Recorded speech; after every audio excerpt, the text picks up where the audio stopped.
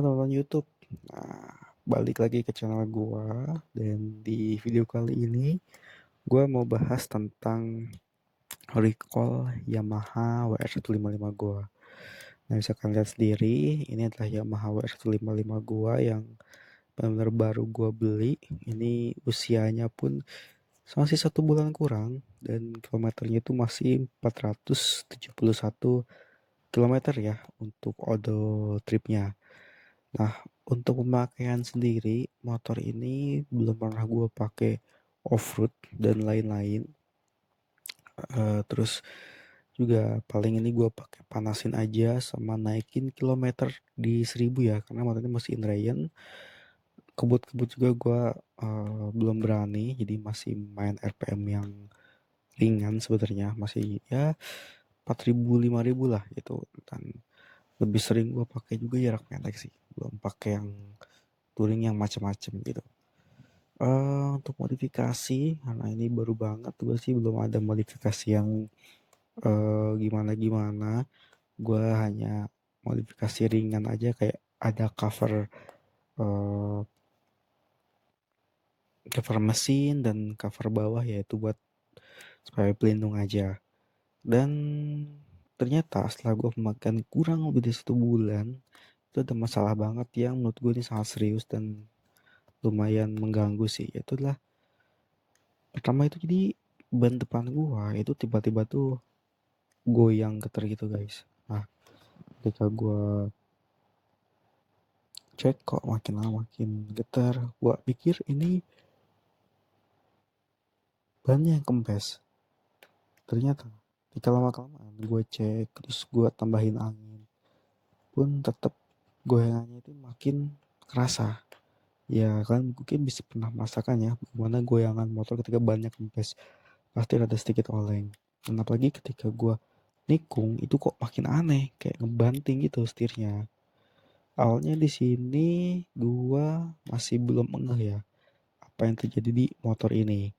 Tapi lama kelamaan getaran itu tuh bener-bener makin kerasa banget. Dan gue juga sih pun sempat aneh karena motor gue ini bener-bener belum dipakai yang jalanan yang rusak atau apa. Gue domisilinya itu di jalanan yang memang aspal dan jalanan yang rata.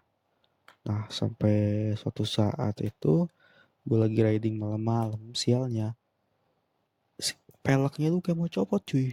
Jadi ketika gue lagi jalan trok trok trok trok, wah ini kacau nih. Gue turun terus gue ngecek, wah udah parah, ini goyang-goyang banget itu. Untung dia masih nyangkut ke si asnya. Dan akhirnya gue putusin besoknya gue bawa ke bengkel. Dan setelah dicek itu memang ternyata si peleknya itu dia patah cuy. Peleknya patah, terus as rodanya pun juga itu bengkok ya. Jadi di bagian peleknya tuh ada cacat itu pecah, misalkan lihat sendiri ya. Dan setelah gue konsultasi ke pihak Yamaha-nya langsung resmi, dan gue jelasin juga kronologisnya, dan gue juga sampai ngejelasin mereka gue pernah pakai yang macam-macam gitu. Dan banyak pihak Yamaha-nya pun juga aneh gitu. Iya, ini mereka menyadari gitu bahwa motor gue pertama kondisi masih baru ya, masih 471 kilometer, itu di bawah 500, masih inline, tapi sudah ada kerusakan yang fatal menurut gue sih bagian ban. Lagi nih untuk motor trail gitu ya, untuk sekelas motor trail ya seharusnya motor yang dipakai untuk dua alam itu kualitas materialnya mungkin harusnya lebih bagus daripada motor biasa, tidak ringkis seperti ini. Dan akhirnya pun gue dan bengkelnya melakukan pelaporan bahwa kemungkinan motor gue ini telah terjadi cacat produksi ya.